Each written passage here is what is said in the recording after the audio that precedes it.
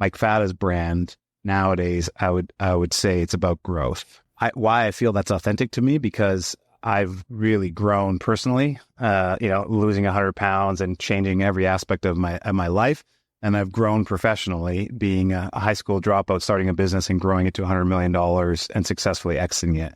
Like, I can't turn off growth. Everything I think about personally and professionally is about growth. And so as I went through and really created my personal brand over the last 3-4 years, that's what came true to me. This episode is brought to you by WeWork. Being able to work remotely is a game changer. You don't have to spend time and money commuting, and often you can work from anywhere in the world. But it does have its downsides. It can be pretty lonely working from home, and if you're off traveling, it can be really hard to find somewhere to sit down and work without a sticky table. That's where WeWork comes in. WeWork is co-working space with offices all over the world. Fast Wi-Fi, free tea and coffee, and loads of desk space and meeting rooms, so you always have somewhere to get your work done, whether that's alone or with friends and coworkers. And with WeWork On Demand, you can book co-working space by the day and meeting rooms by the hour at locations all around the world. Thanks to our friends at WeWork, you can get 50% off your next co-working space booking. Head to we.co/Brian50, that's BRYAN50. Download the WeWork app and enter code BRYAN50, that's Brian50, to get 50% off your next booking. Here we go. My name is Mike Fata. I'm a 25-year entrepreneur, and I'm on Behind the Brand with Brian Elliott. Hey everyone, welcome to another episode of the show. Mike, welcome. Thanks for having me. Yeah. I usually ask my guests, how did you get this job?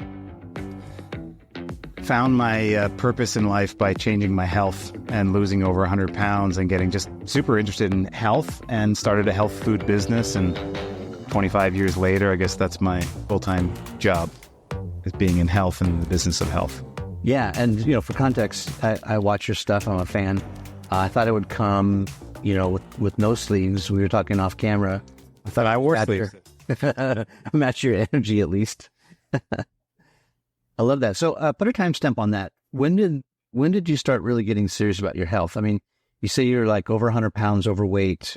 You're not eating right, not moving your bones. Yep. Put a timestamp. Yep. I hit 300 pounds when I was 18 years old, which was in 1995. And I had enough of feeling shitty and decided to finally do something about it, and started my health journey in 95.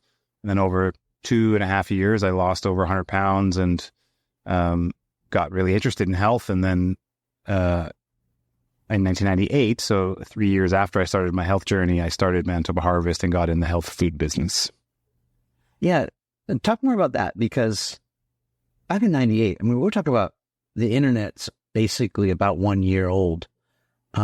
No one's got websites. I mean, the world is starting to build their own websites slowly, surely in 98, but we're still getting AOL discs in the mail to go on and do dial-up internet. That's the era we're in. There's no social media.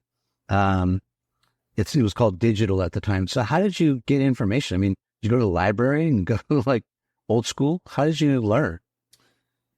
I was learning from the health food store. Our health food stores had a number of books on health. So at least, that side of the business, understanding, because I was super interested in myself, understanding what other consumers were interested in, why people were choosing a plant-based diet, a vegetarian or vegan diet at that time, bodybuilding. And I was reading, I was working out kind of more in the bodybuilding fashion. So reading bodybuilding magazines and understanding the consumer from that level.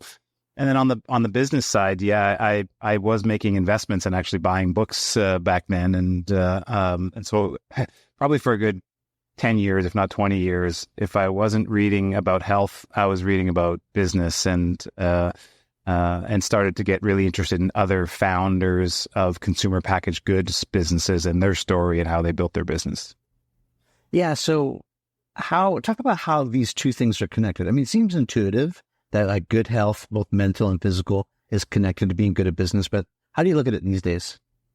Yeah, I think entrepreneurship is like being an athlete. if you're not in your best shape, you're not going to perform your best, right? And athletes know that. That's why they sleep and eat and train for their sport. And so I've always tied the two together and realized that when I didn't take care of my health and I didn't sleep and thought I could cut eating good and skip the workout, I just felt poorly. My brain didn't work as well. I wasn't as sharp. I couldn't get into deep work or that flow state that I know is just makes me 10 times more effective. And so over the years, I've learned that taking the extra time in my day to actually do my wellness routine gave me all the capacity to be really, really effective in business.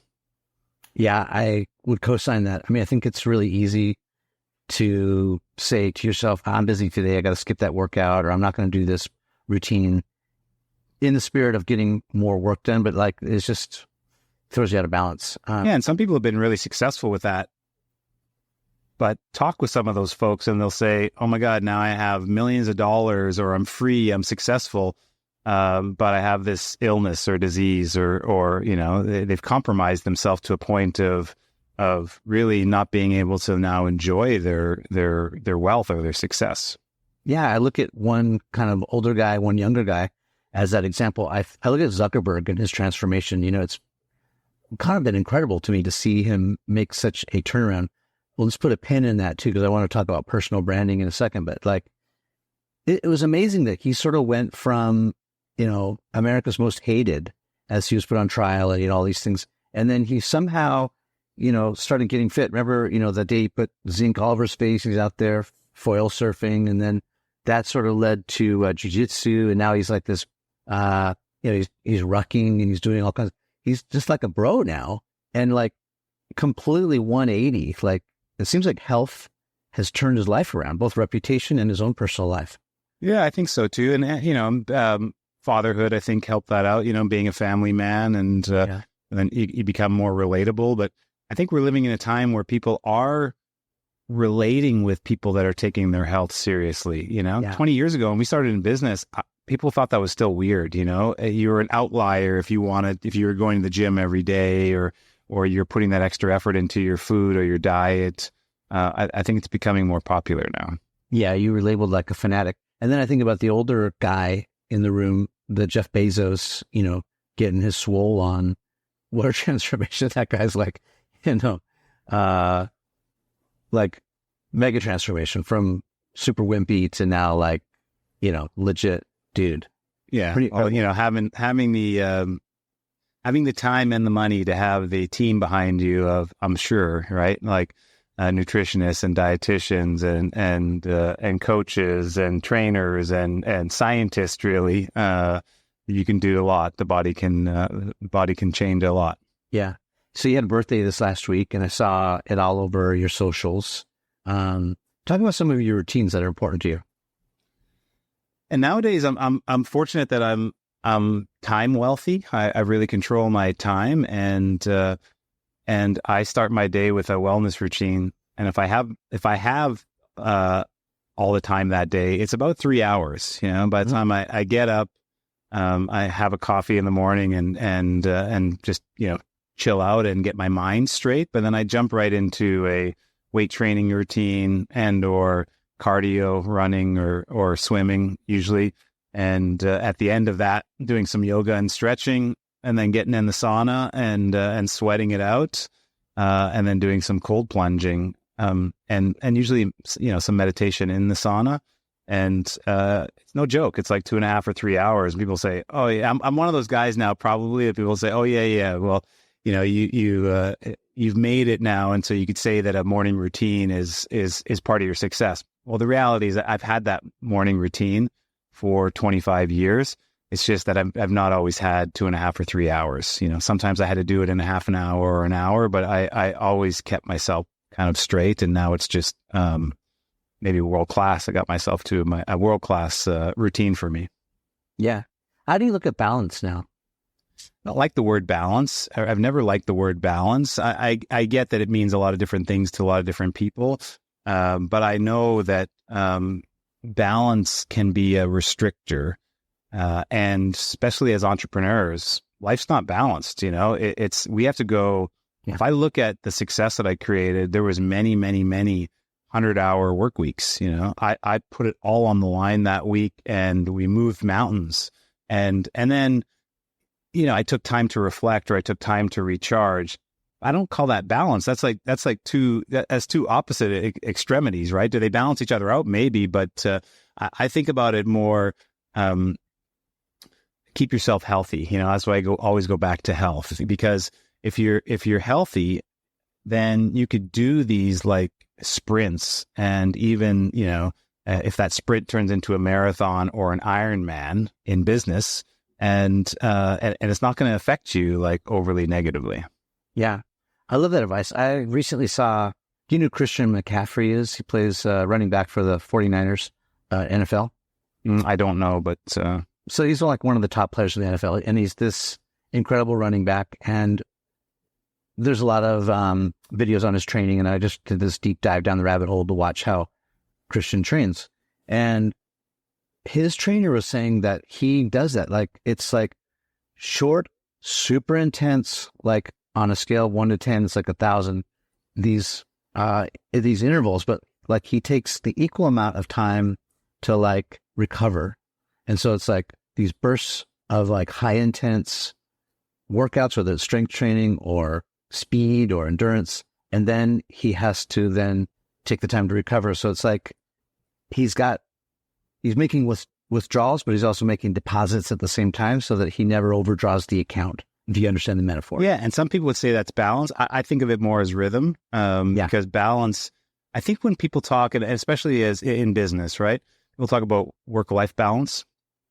And a lot of times people use that as an excuse to not push themselves to that extreme in business that's needed to really move the needle. And again, I like to be realistically aggressive in whatever I do. And what does that mean? Well, you push the boundaries, not so that you're past your capacity, but right on the verge of that, constantly. Yeah. Yeah. I mean, I think a case could be made, if it's Christmas Eve, it's like, hey, we can celebrate Christmas 2 weeks from now. But like, if we have a deadline and everything's on the line and everything's at stake, I get it. So one of my best memories, Brian, is because I do celebrate sacrifices that I made over the years that made me who I am today. One of them was working on a mission critical project on my birthday, overnight, around the clock. It was until like 3-4 in the morning when my family and my friends were out celebrating my birthday, and I had to call it. But I'll remember that one forever. And I'm not saying that's for everybody, but I know that it was those times that all of a sudden opened the door to a new customer, to a new level of revenue, to new level of success. So I do celebrate that now, all these years later. It didn't feel great in the moment, but it was well worth it. Well, I think that's a great lesson to extract. I mean, I think what you're saying is that's the long game, not the short game. The short game is like, oh man, it's the weekend, and then that stuff stacks, right? In the opposite direction. Whereas when you're playing the long game, hey man, birthdays are good all month. Birthdays are good all year.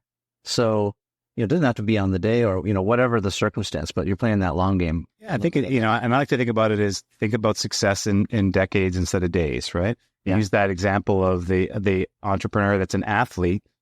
Athletes that are at the world-class level are training for the Olympics that only happen every 4 years, and they're not thinking about the day, the sacrifice for the day or the week or whatever, waiting it for the weekend. They're thinking, I'm training for the next 4 years to be ready for competition. And if we take that approach to entrepreneurship and business, we're going to be that much more successful. Yeah. How do you think about the path now? Conventional, unconventional? Talk about that a little bit. Yeah, I've been the one to stand up for the unconventional path because that's where I came from.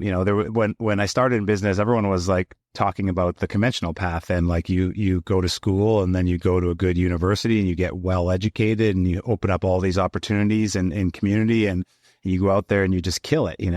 That's great for people that come from that background. I didn't. I grew up with a single mom and we were poor, and so that was one of the deciding factors for me to drop out of high school and start working. And so that was the path that I took. And it was really then all kind of more self-taught and work experience and life experience that led me into entrepreneurship. But I'm not an anti school guy or now I think in 2024 we know there's many different paths, but I still stand up to people saying the unconventional ones do lead or can lead to tremendous success. There doesn't have to be a formal way, and people shouldn't think about that they're missing a formality that's going to not allow them to be successful. Yeah. I love that Robert Frost poem, right? Two roads diverge. I took the path less wandered by, I think was the words. Talk about your investments now. How are you looking at business? How are you picking partners? You're wearing the midday squares. You're repping the midday squares. I actually just talked to Jake the other day. We were introduced by a mutual friend. But how are you looking at opportunities now from your vantage point, POV? This episode is brought to you by my friends at Whoop. Yes, the Whoop strap is one of my favorite pieces of tech. Get real-time feedback on your sleep, training, recovery, and health, plus in-app coaching features to help you optimize performance. Sleep better, train smarter, recover faster, feel healthier, manage your stress. It's all there in the Whoop app on the Whoop strap. Just go to my special link at join.whoop.com/behind the brand and get a great price and a new Whoop strap. All right, let's get back to the show. Yeah, I think it's been organically would be the way I would describe it. After we sold Manitoba Harvest 5 years ago now in 2019, and I went through my kind of rebirth, what am I going to do now after I'm not operating and being a CEO of the business? I just wanted to be helpful to other people. And so I started having conversations with founders in the natural products, food and beverage space, because I'd say that's my lane. I'm passionate about it as a consumer and in business. I have a lot of success there. And so I started having these conversations and I had 1,000 conversations over 2.5, 3 years. And what led to that is connecting with some really cool founders that made products that I love having in my house. So I've kind of simplified my investment approach, the high level, to products that I have in my house, in my fridge, that are always on the shopping list. We got to buy twice as much of them because we just overly love them and consume them. And then meeting founders that I also want to have in my house and are just really cool people, and I want to hang out and strategize with them. And if those two pieces are right off the top, then I can get into the business and say, yes, I'm bullish on manufacturing. So I like companies that own their manufacturing base generally, that have very unique products that are very scalable, global in nature. And then I'm a venture growth investor. My secret sauce is that I have experience on the $10 million to $100 million revenue climb, which makes me very unique as an investor. So kind of stack all those things together from a criteria standpoint, and obviously there's very few companies that are now in that situation that are investable by me, because they're not the right product fit for me personally as a consumer, or they're not at the right stage or scale. But if all those things align, which now there's 8 companies in my portfolio, I feel like I can really contribute to the success of those businesses outside of just capital. Let's go a little deeper there. So you got 8 in the portfolio. What type of equity are you looking for? When you're investing, it's hard to jump into a company like Midday Squares, for example, and say, I want 51%. So what are the opportunities? I've always been a smaller piece of a bigger pie kind of guy. When we started Manitoba Harvest, there was 3 co-founders. And so I had a third of the business. But then as we raised capital and brought on institutional shareholders, my equity got diluted. And, I was down to 10% of the business. But, a $400 million transaction and having 10% of it is still a very big deal. And so I've never saw it as I need to be a controlling shareholder. It's actually quite opposite. I don't want to have the stress of owning or operating these businesses. I want to be a part in it. And so if there's a 3 to 5% investment holdings for me, and we can 5 or 10 times the business, I know that I'll do just fine in that venture as an investor. And so, Again, that approach isn't for everybody. Some people like to have control, or they need to have control. That's not me. I want to provide value, again, outside of the capital. Usually that's in the form of advising the founders of what the next step of good looks like. Because it's in the consumer packaged goods business, maybe in any business, but it's one thing to grow the business to $5 or $10 million in annual revenue, which most entrepreneurs don't actually do. But past that $10 million, you have to actually build a solid foundation of a business and a team and strategic plan. And I know that really well because I lived it for 20 years. Yeah. Maybe without naming names, what's a piece of advice recently that you gave to founders or some of the partner companies you're working with? Like maybe you saw them, the ship was starting to head towards the rocks and you're like, whoa, this is a big problem, guys. We got to fix this. Here's what we should do. Yeah. What comes up often is how do you prioritize your effort? And especially as you're doing multiple things in the product business, it usually comes in doing multiple products, which is really tough, right? It's amusement day square as an example, one product now, 5 different flavors of the product, very, very easy, right? But if you get into a business where you have a couple different product lines, and especially, the prioritization of those products, you bring out a new product and it starts to do really well. You have to, and my advice has been, and it will be constantly, is like, make sure that you're putting the right amount of resources, all aspects of resources in the business, the money invested, the distribution dollars invested, the team effort and time into that thing that's working. Because I learned that myself, right? Like at $100 million business at Manitoba Harvest, 75 million of it was hemp hearts. And that and everything else that we were doing, hemp protein and hemp milk and hemp bars and cereal, made up the rest of it. And so my learning was the only reason that we created that success was because my focus to the team on, I want you to say hemp hearts for 5 times before you mention any one of these other products to a new customer or to an opportunity, right? And so it's that kind of focus and discipline that I constantly remind founders of, whether I'm invested in them or I'm just doing analysis of their business and helping them from a coaching standpoint or mentorship standpoint. Yeah.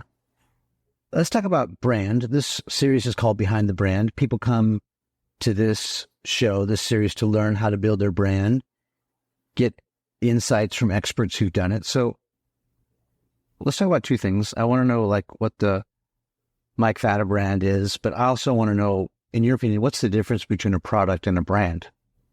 How do you define it? Well, I see a brand as a person or a thing, right? Like it's and that's why it's easy for me to relate to a personal brand, and I'll unpack that for you. Like what Mike Fata's brand nowadays, I would say it's about growth, right? I'm wearing it today. My book is called entitled Grow. Why I feel that's authentic to me, because I've really grown personally, losing 100 pounds and changing every aspect of my life. And I've grown professionally, being a high school dropout, starting a business and growing it to $100 million and successfully exiting it. Like, I can't turn off growth. Everything I think about personally and professionally is about growth. And so as I went through and really created my personal brand over the last 3-4 years, that's what came true to me. But as you think about it, in your second part of your question, the difference between a product and a brand, a product can be a commodity, and people will choose it or not choose it. A brand means something to someone. It makes them feel a certain way. That's why they'll pay more for it. That's why they'll feel good talking about it or wearing it or eating it.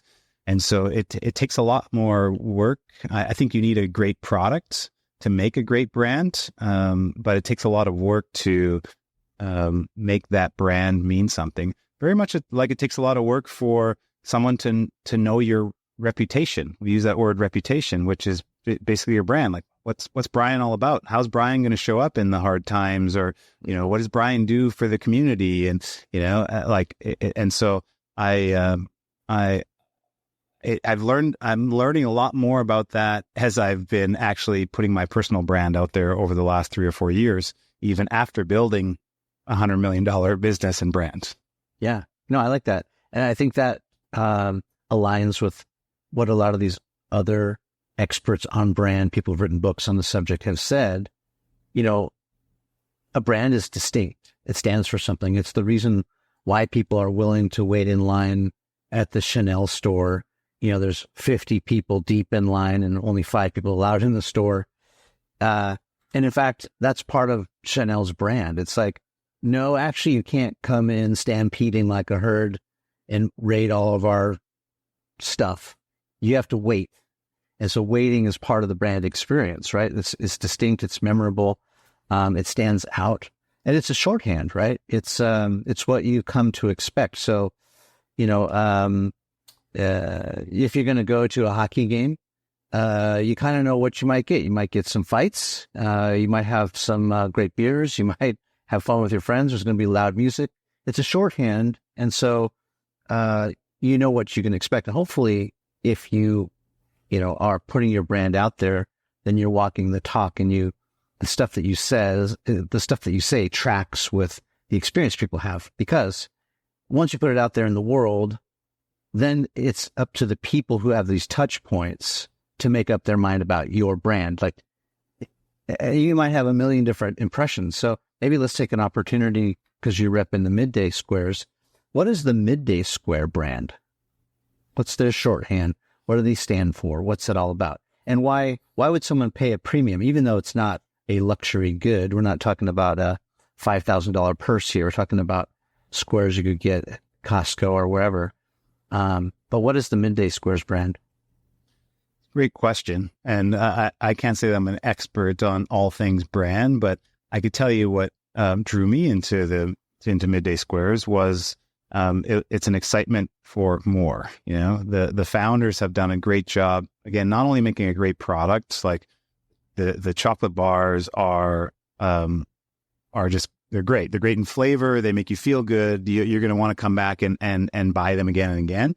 But what the three of them have done is really, and it is being authentically themselves, is like put out this excitement and opportunity for more. You know, 5 years ago, people thought it was like crazy videos and behind the scenes and sharing it all. But they're really bringing people along with their journey. And I think people want to feel a certain amount of excitement in their life. And again, not every brand can bring that to them, right? Some brands are bringing, and my brand that I created was all about the quality message, you know, which as you talk about kind of high end consumer clothing and cars and stuff, they're bringing like quality and that aspect to it. But I think MDS is bringing more excitement and mystique that pulls consumers in. Yeah, it's interesting. I mean, I think quality is kind of table stakes nowadays, right? Like, if it tastes like shit, I mean, we're just not going to buy it. We're not going to eat it, and we're not going to keep buying it. Yeah. So in the food and beverage business, for sure, you know, and maybe a number of different categories, it's really well increased. Like I say back, I've been in the health food business for 25 years, right? 25 years ago, you could only get natural and organic foods in a health food store. You can go to a grocery store or to a Costco or to a convenience store and buy natural and organic foods. So, you know, people that were choosing that product, whether it was, again, plant-based or it was gluten-free or they're looking for lower sugar, they were buying the functionality and that meant that it could not deliver on taste. 2024, you know, everyone expects it to taste good, food and beverage, and to be healthy if that's what they're choosing, the functionality that they're looking for. Yeah, just to stay on the Midday Squares strategy, it's like, and I think a lot of people fall into the same challenge. In fact, probably they're in the trenches battling it out right now, which is like, hey, my stuff tastes amazing too. I'll stack it up to Midday Squares any day, go toe to toe. Great taste, great for you. So like, it's tough to start that race in a features and benefits competition, because what happens if you do that, and even if you're competing on price, you just line up like Amazon, and then it becomes this race to the bottom. And so I guess what I'm asking is like, how do you, you're saying Midday Square is all about excitement and getting people, pumped. I agree. Their socials are like unparalleled, unmatched. They're like, I don't see I don't see Cliff Bar or, Hershey, whoever's the equivalent, Mr. Beast, even the Feastables brand, which is, just a pure chocolate bar that's bad for you. He brings the thunder in different ways, but I don't see anyone else competing on this level. And yet it's still kind of falling into a commodity trap. So like, how do you build that brand outside of that? Is it community based? It's like, we'll be there wherever you are. Is it? Yeah. I think, I think Midday Square started in, I like to think about it as the farmer's market approach, in their local community. They started in Montreal and would go and hand deliver product to people that were really interested. So they started this like bullseye of the community right in their local neighborhood. Yeah, and then through social media and getting the story out there was a pull. We know that that's the best strategy in a number of businesses, but for sure in consumer packaged goods, food and beverage, you don't want to push. We don't, unless you a big Fortune 100 food and beverage company that has billions of dollars.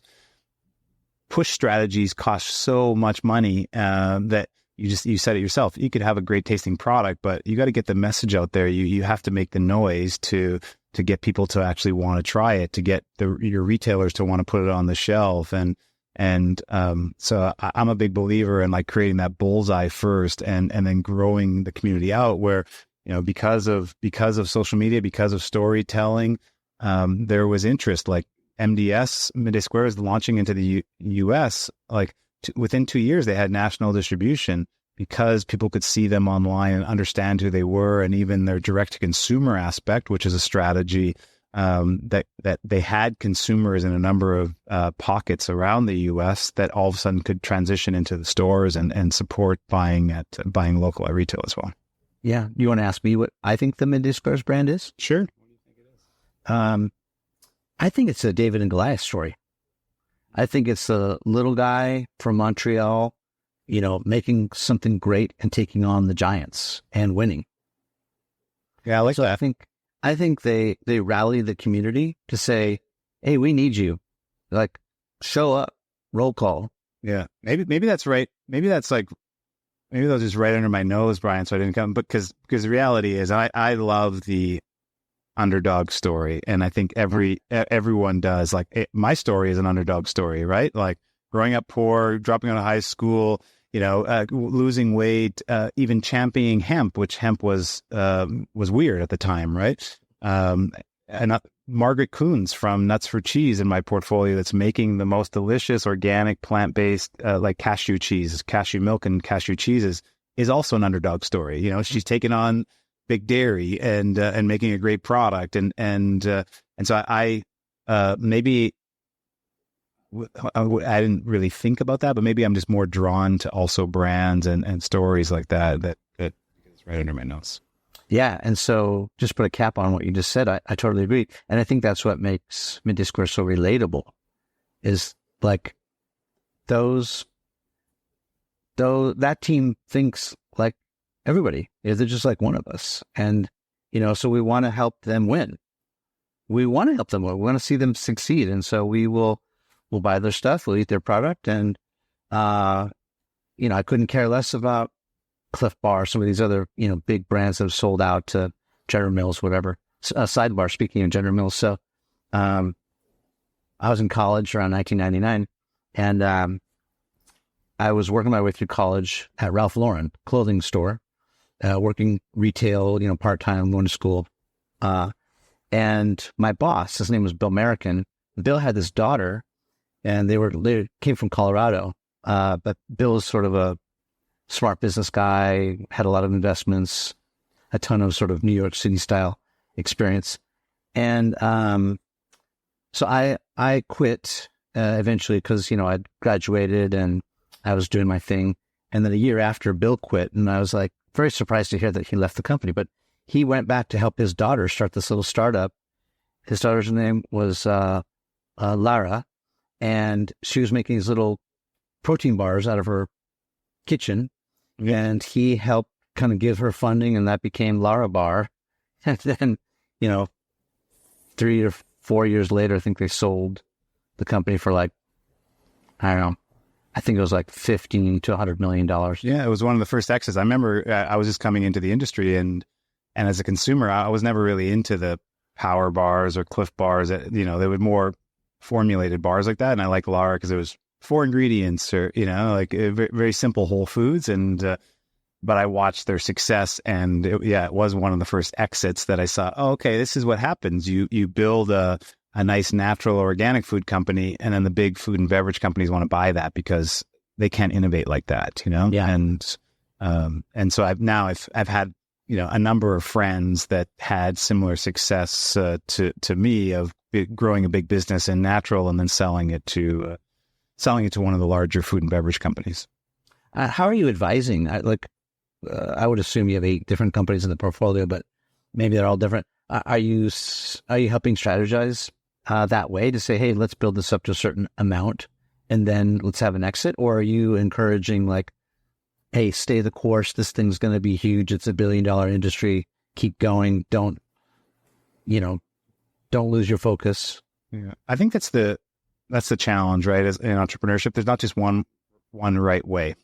But generally, if I'm involved in a business, from a institutional investor standpoint, those companies are usually trying to grow again from 10 million to 50 or 10 to 100 million. And know at that scale, when you get up to $100 million scale in food and beverage, that there's going to be an exit opportunity because one of these larger companies will buy you. And so it's really about what are you creating?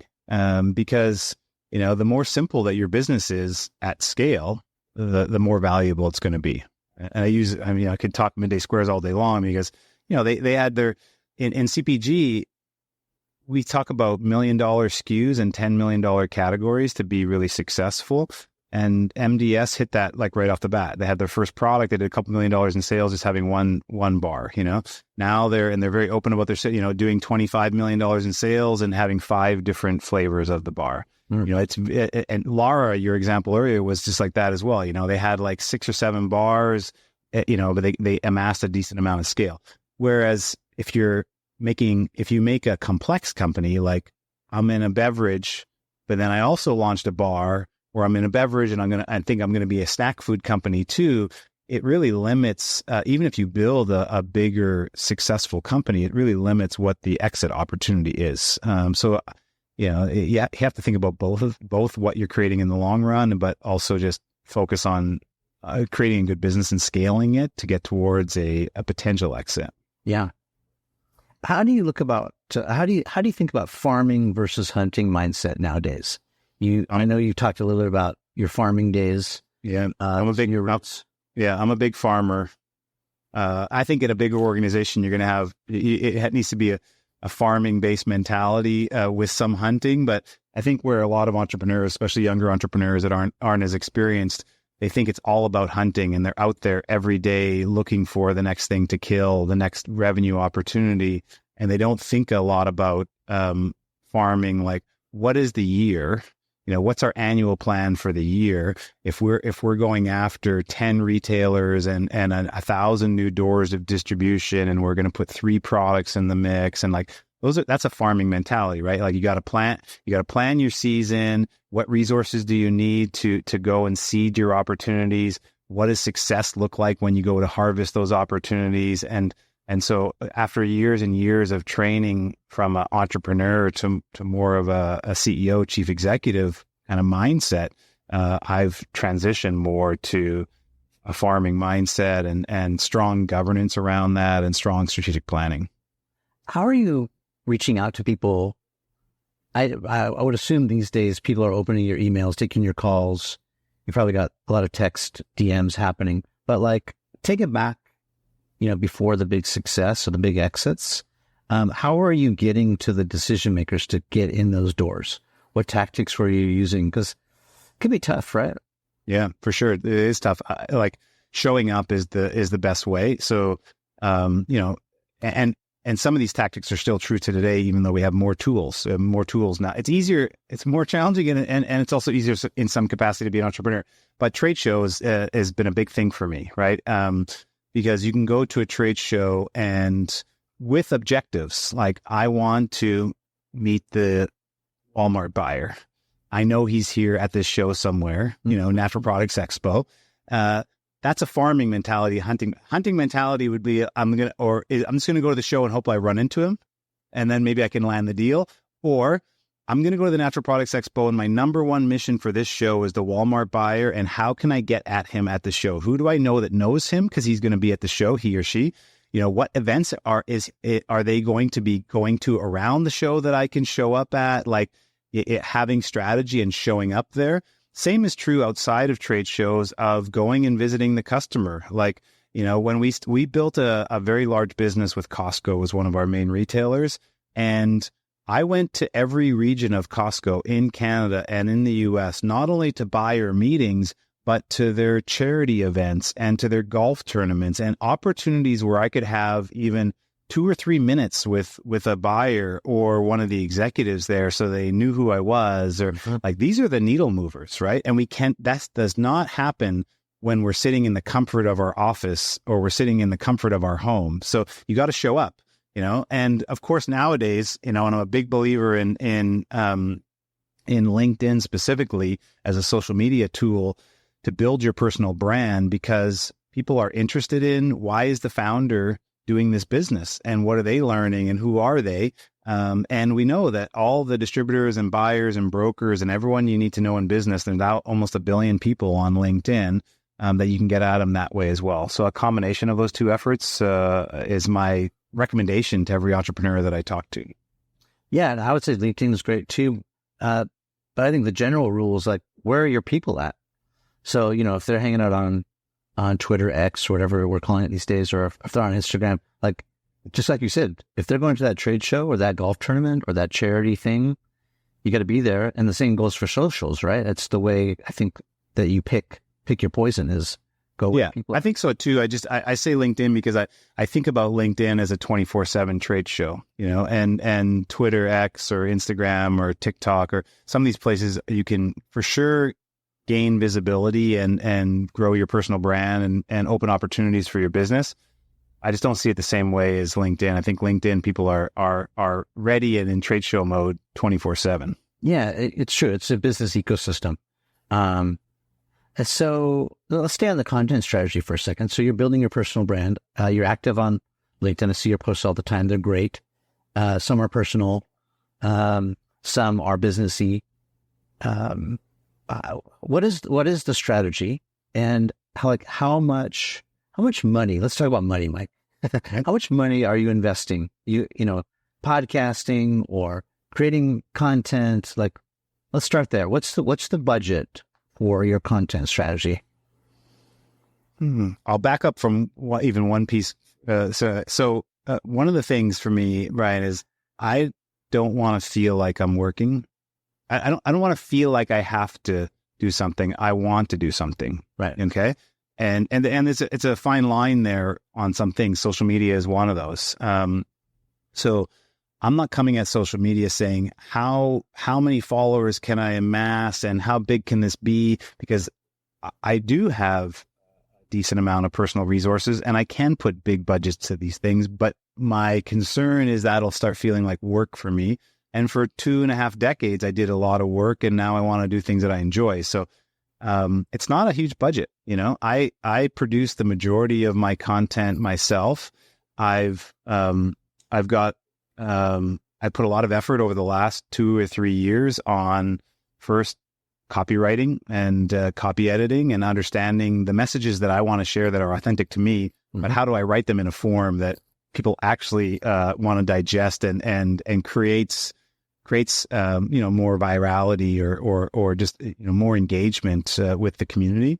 And so it started there. It also, I've learned a lot about a picture is worth 1,000 words. I used to say a picture is worth 1,000 tons of hemp heart sales. But you need you need a good scroll stopper image. And so I've learned a lot about photography. I do my own photography. Midday Squares, it taught me a lot about doing simple quarterly photo shoots that don't cost a lot, but you create a bunch of content. Then I've taken it over the last, as I've evolved over the last 3 or 4 years, more into the podcast and then video formats to it. So I do have some third parties that help me. In podcast editing, I was doing all the recording and scripting and all that myself. Interviewing. Same thing with video production. Like I have a studio set up at home. I shoot the 60-second pitch videos either at home or on the road. Put the package together and have a video editor that'll edit it to my brief. And so, great, by the way.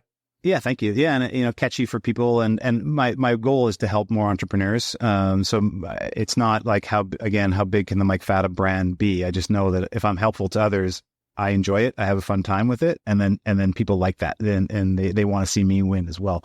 So maybe it's a long answer, but I want to give those details to your question. It's probably $2,500 a month now in kind of editing services, but the majority, I'm the creative director and the scripter and the copywriter and the videographer or photographer, and that's the reason I could be really efficient with it. So for a lot of younger or entrepreneurs just don't have a lot of capital resources to put that way, it doesn't have to be, but they do have to understand the process, right? Like what does good process look like, and then what's their own core competencies? Like, do they have skills in some of those areas, or can they learn those skills? And not everybody can, or not everybody is interested in doing it. Yeah. I like what you said. The wheels in my head are turning. I'm thinking back to this interview I did with Alex Hermosi. Do you know Alex? Yeah. So Alex said that he's spending about $250,000 a month on content. And if you look at his feed, it makes sense. The guy's just a machine, where he has a team of, 20 probably people now working on his behalf, similar to what Gary did back in the day when he was cranking out content at scale. But yeah, I think the message that we're both sort of saying is you got to think of yourself as a brand, a personal brand. You got to think of yourself like a publisher or like a media company, but you have to be authentic to yourself, to your own personal brand. You can't fake the funk, as you say. And whether that's $2,500 a month or $250,000 a month, somewhere in between that sliding scale, you ought to be. Whether you're the founder, CEO, or you got an exit, or you're just getting started, you've got to start building your personal brand somehow, someplace, somewhere. Or as they say, if you don't tell people what you stand for, what you're about, then they'll just make assumptions. And you know what they say about assumptions. Yeah, I totally agree. And again, the reason that I'm doing it my way is, for me, is because my personal guide rails for myself were, I don't want to report to anybody in business, and I don't want anyone reporting to me. So I'm a solopreneur. I have been for 5 years now. Everything I do is with others as a third-party contract. I don't have any employees. And because I'm a single dad to two full-time. I'm a full-time single dad to 2 teenagers. My health and my family is really important to me, and so those drive me as well. But I'm not saying that I'm never going to crank that budget up, because I'm learning at the same time, and I could see if I can make a more positive impact on my own journey and other people's journey, then I have the knowledge to be able to do it and turn on some of those resources. But Alex Hormozy, he's got a good 15 years younger than me, I think. Maybe he's in the prime of what him and Layla are building there, and so everyone's walking a different path. But to the point, you have to do something. Like, we're living in 2024 and beyond. As an entrepreneur, you have to create your personal brand, even if your personal brand is being the founder and CEO of your business. It's critical. People buy what you're doing. It is the story that everyone relates to. Yeah, I'll give one more case study example. So I've talked about it a little bit on this podcast that, separate from all the podcasting things that I'm doing, I also have a production company. So I helped build another Canadian's YouTube channel, Kevin O'Leary, from Shark Tank. Yep. And I met Kevin in like 2019, and he said, if you were me, what would you do? And I said, oh, well, quick scan of your socials, your YouTube channel is collecting cobwebs. And you've got, 6,000 subscribers, and the latest video you did was 8 years ago, and it's not very good. We can quickly develop a little series for you with very little effort and minimal budget, and we could turn this thing into a machine. And he said, great. How much is it going to cost? And I said, not much, not much more than you and I just talked about. But the punchline is we could use this channel to really promote your other investment companies that you invested in Shark Tank. You can give them love via this channel. You can use it as an incubator or as a casting out a net to find new investment companies, which I think you're sort of doing that strategy with your short form content review on smaller companies or brands, which I think is really smart. I've seen other investors do this, like the Jason Calacanis of the world and the All-In podcast. Those guys are doing the same kind of thing as serial investors. And that's what happened. We grew the channel from 6,000 subs to about where it's at now, almost 1 million. And it's profitable. So there's sponsorship, there's YouTube AdSense. It's probably doing high six figures on all of that. Plus, it's a magnet to help him do more keynote speeches. And, it's pretty common knowledge that Kevin will get between $150K and $250K to go speak in Dubai or in New York or, give a keynote. And those are pretty profitable too. So building your content, having a content strategy and building your brand, it pays lots of dividends. Just depends what your strategy is. Sometimes about relationships. Sometimes it's direct revenue. Sometimes it's business opportunities. I think you can't not do it. You got to do it. Yep. Big believer in that. Yep. Yeah. And again, I think the world will see more from me. Seasons, I'm a big believer in seasons of life. The season I'm in right now is making sure that I have plenty of my time resources to direct to myself and my family. And at the same time, business is happening. There's more business opportunity that right now for me coming at me than I can take advantage of, which is my former 20-year-old or high school dropout self goes, why now? Why not then? Well, why? Because personal brand, right? Like even when I built $100 million business and we sold it 5 years ago, I wasn't on social media personally, zero. You could be doing the best thing in the world, and if no one knows about you, you're not making an impact. Yeah. So why weren't you there? Were you just like thinking? I had social accounts to peeper accounts on the business, so I can understand, what were we doing as a brand on Instagram and how we were trying to convert. But when I wasn't working, I wanted to be at home with the family under the covers, and not put myself out there. It was really the pandemic was the game changer for me. That when our big trade show got canceled, and I love trade shows, is when I see all my friends in the industry learn new things. And when Natural Products Expo was canceled, I thought, okay, now I'm stuck at home. What am I going to do?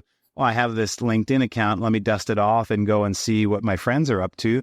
And I put a couple posts out, and I realized that, wow, I love the connectivity, and I love it's therapy for me to share some of the things that I've learned, not only in business, but as a person and my own personal growth. And then from there, it became like exercise. Being a creator stretches my brain. I know I have something to share. I want to share something that's relevant to people, and I have to think about what that is. So I usually combine it now with exercise. But if I would have known the benefits before and could turn back the clock, I would have jumped on earlier. Because again, like the inbound flow of opportunity is what it's all about. Yeah, it's hard too. I think that content strategy game, it's just like fitness, right? You just need reps to kind of get it right, because reps, you can get going down the wrong path of like virtue signaling, and no one likes that, or you can be like rewarding yourself. Oh, I'm so honored to have just won this major award. And you're holding the trophy, and everyone just kind of rolls it. Well, and one of those out of 100, right? When you have a community, people will cheer for you. But I've learned it's as hard as we talked about it earlier. The David and Goliath or the underdog effect. I'm successful now. I've had 3 9-figure exits in my career. There's a lot of people that don't want me to win, Brian. Like they think, oh yeah, who's this guy successful? And what do I have to relate to him? Well, I did the journey. It's 25 years later now, so what I share, I'm very conscious of, that's how you'll see me show up. I'm a man of the community because that's who I am and that's who I want to be. I don't want to be on a pedestal and like, look at all the things that I've done. Right. I have to share some of the things that I've done because they're my path, right? They're authentic to me, but it's not just about that. If every one of my posts was the award shot, I don't think I'd have the following in the community that I do. Yeah. And that's branding. That's branding 101 right there. So how has money or not having money, because usually like having it or the lack of it reveals your true character. You went from being poor, growing up with a single mom, to now you've got it. How has money changed you or not changed you? The biggest change is less stress in my life. I'm a very simple person because I grew up with no money. I'm not intrigued to go fly on private jets and go on yachts, and people that are, or buy nice watches or whatever. People that are, it's all good. That's not who I am. So yeah. But having money and having my house paid off, and having money to buy quality food that I want to buy, and simple things in life take the stress level down a lot. So lack of stress and then a whole bunch more time. Like I control my time, which is a little bit of a double-edged sword. I tell people being an entrepreneur for 20 years, focused on one business that was my baby, that I knew every day I had to show up there, lead a team of 200 people. That was my full focus. Everything else I could say no to. After success and selling the business and then having both time, like money and time resources, it got a little more challenging because I had to ask myself, what do I really want to be doing? How do I want to spend my time each day? And so I don't think entrepreneurs don't really think about that transition. Those transitionary times can be challenging. There's a grieving part of the process, and then there's a rebirth part of the process that you have to go through. Yeah, a lot of these really successful entrepreneurs that I talk to, they have this FOMO, this fear of missing out. It's like they just had this tremendous exit, probably the biggest win of their lives. And then they're thinking, oh shit, I've got to do something else that's awesome, or else this is going to be the single thing that defines me. But that's kind of okay. Financial freedom, or just I think, you're wealthy when you're in control of your time, regardless of what's in your bank account. Yeah. It's hard to do that. I have to say, I could see where entrepreneurs, I was very fortunate that we sold Manitoba Harvest twice, right? We sold the majority on the first take, and then we sold the full company in 2019. But even after that, I thought, am I a one-hit wonder? Can I create success again? And then when I invested in and became chairman of the board and helped Dror Belshine grow Soul Cuisine, and then that was my first portfolio company, and then we exited in $125 million exit deal. Then I had confidence personally as an entrepreneur. I said, I've done it 3 times now. Okay, now I could see the pattern. I could see what we're trying to do, and I'm confident that I could be part of that. But I could see why entrepreneurs struggle with that, and also athletes struggle with that. An athlete can win the championship and then retire, right? And then be lost. And you see so many that blow all their money or get into very bad situations for themselves because that transition out of a single focus is not easy. Yeah, you had a hat trick. That's cool. And I see Tom Brady making his next moves now too. So we'll see where that lands. My last question is, where's the white space? So health and wellness is having a moment here. It has been having a moment maybe the last decade. Particularly, wellness, CPG, there's products, there's services too, but it's where's the white space? Where are we headed? Is it more health and wellness? Is it, where do you see it? Where do you see how? Yeah, I think on the two sides, like on the larger scale, I think that personalized health and wellness is in a state where it's just ready to boom, and whether that's health tracking, health measurement services, health guidance, coaching, all of that, because health is really individual. And so as the commercialization of it comes to an individualized approach, it's going to be really successful.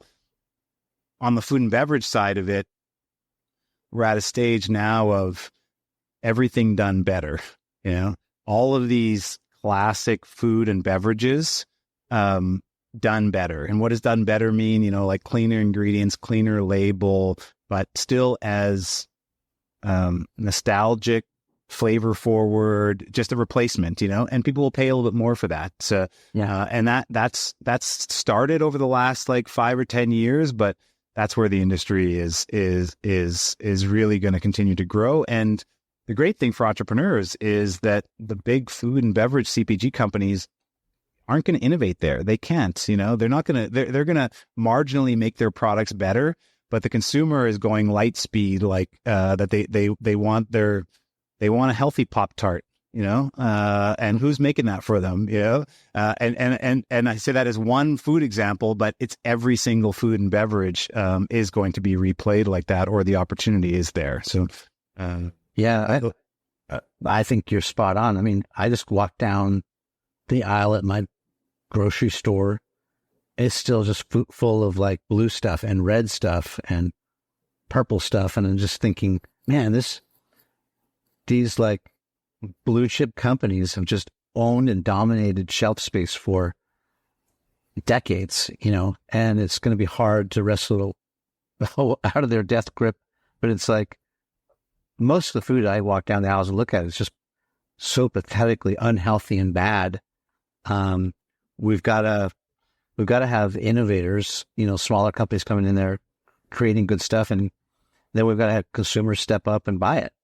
Otherwise, it's just going to be this vicious circle of unhealthy food for us, our kids, generations to come. It's a big, big problem. I'm happy to see you and, the people that you're investing in, at least trying to fight that battle. I think it's worth fighting. Yeah, and it's growing, right? But like 25 years ago when I got into business, 5% of the food and beverage was natural and organic, and now it's about 10%.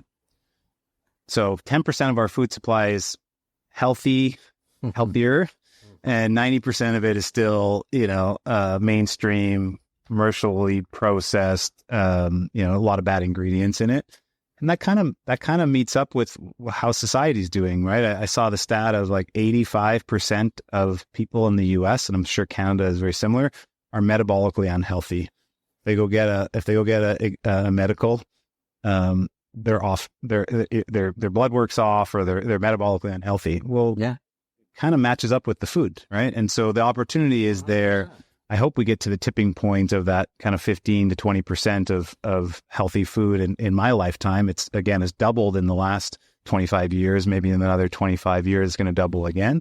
That'd be great to see, because it sucks when we could see a larger part of society going down a path of illness and disease, and more illness and disease. I don't want that for my kids or my grandkids, and just being part of that change, the positive, healthy change. I mean, we were just sitting back, chopping it up, reminiscing about the good old days and all that. Tracking my roots, where I came from and where I'm going.